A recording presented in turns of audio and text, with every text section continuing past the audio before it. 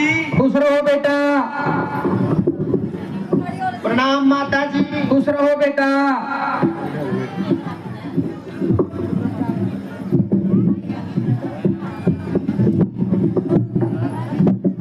बेटा इधर आओ मेरे लाल।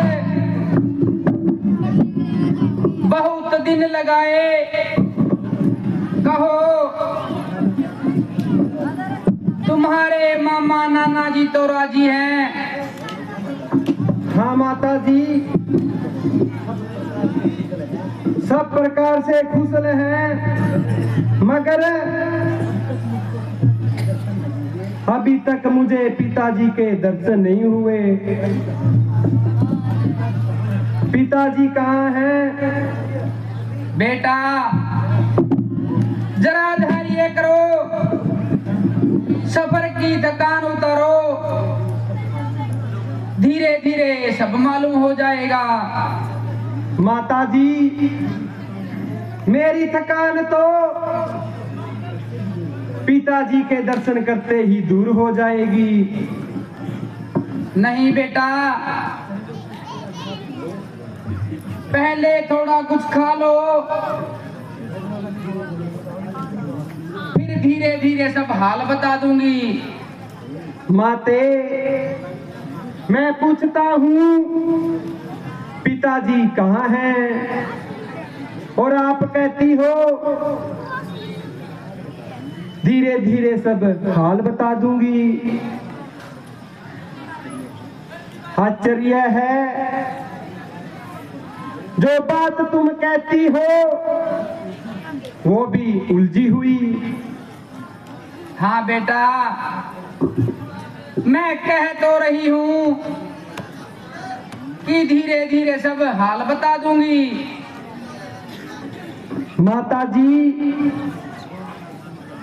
जो मैं प्रश्न करता हूँ उसका टेढ़ा ही उत्तर मिलता है। न मालूम ये धीरे धीरे किस बला का नाम है। ओहो बेटा, तुम बहुत जल्दबाज हो गए। न मालूम है ननिहाल में जाकर तुम्हारी तबीयत में इतनी तेजी क्यों आ गई। मैं कह तो रही हूँ कि धीरे धीरे सब हाल बता दूंगी। क्या खाक बता दोगी? आग लगे तुम्हारी इस धीरे धीरे को। न मालूम है तुम सबने मिलकर क्या जाल बिछाया है। दूत गया है, उसने तुम्हें जल्दी बुलाया है। इसके बगैर कोई दूसरा शब्द मुख से न निकाला। तुमसे पूछता हूँ, धीरे धीरे की बढ़ाक रही हो। बस जल्द बताओ पिताजी कहाँ हैं? बेटा तुम्हें तो वृथा ही हट चढ़ गया। मैं कह तो रही हूँ कि धीरे धीरे। फिर वही धीरे धीरे की महारानी। माता जी, अगर अब की बार मुख से ये शब्द निकाला मैं अपने आप को खत्म कर लूंगा। जल्दी बताओ पिताजी कहाँ हैं? बेटा तुम्हारे पिताजी स्वर्ग सिधार गए।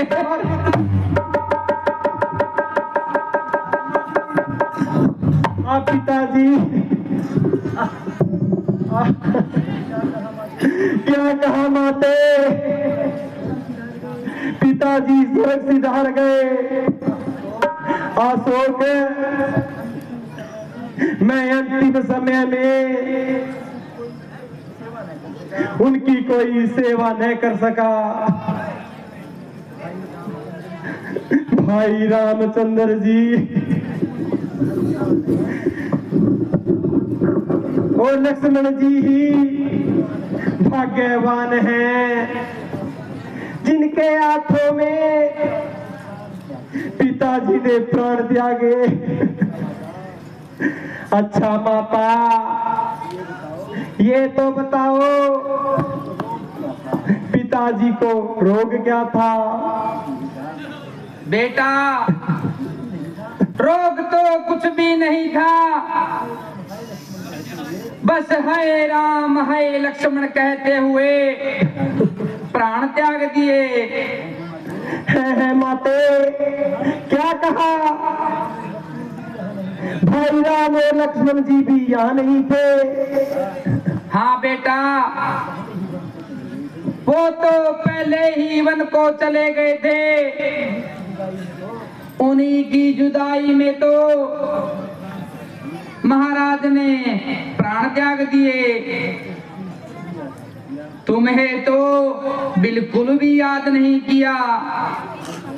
हाय हाय, ऐसा अनर्थ 4 बेटों के होते हुए अंतिम समय में एक भी पास नहीं हुआ। माता जी, ये तो बताए रामचंद्र ने ऐसा कौन सा अपराध किया जो बन जाने पर विवश हुए? बेटा, वास्तव में तो बात ये है कि महाराज ने रामचंद्र को राज तिलक देने की तैयारी की थी। मुझे तो खबर तक भी नहीं दी। भला हो इस बेचारी मंत्रा का, इसने ही मुझे सब हाल बताया। बेटा, मैंने किसी समय महाराज से 2 वचन पूरा करने का प्रण कराया हुआ था, इसीलिए अवसर को उचित जानकर वो दोनों वचन पूरा कराने के लिए मैंने उनको मजबूर किया और रामचंद्र को 14 वर्ष का वनवास और तुम्हारे लिए राज तिलक मांग लिया। यद्यपि महाराज ने मुझको टालने के लिए बहुत हाथ पांव मारे, लेकिन मैं अपनी जिद पे अड़ी रही तो विवश होकर राम को वन भेजना पड़ा। लक्ष्मण और सीता भी साथ गए। भला बेटा, तू ये स्वयं ही सोच कि मैं ये कैसे गवारा करती कि राम तो राज करे और मेरा बेटा मारा मारा फिरे। बेटा, मैंने तो अपना कर्तव्य पूरा कर दिया, अब तुम जानो और तुम्हारा काम। लगता है मेरा इनाम लेने का समय आ गया। अब क्या सोचना,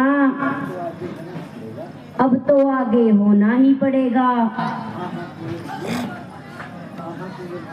हाँ हाँ कुंवर जी, रानी जी सच कहती है। अब खुशी से राज संभालो और अपने दिल के अरमान निकालो। ओ नमक हराम बददात, लगता है ये सब तेरी ही आग लगाई हुई है।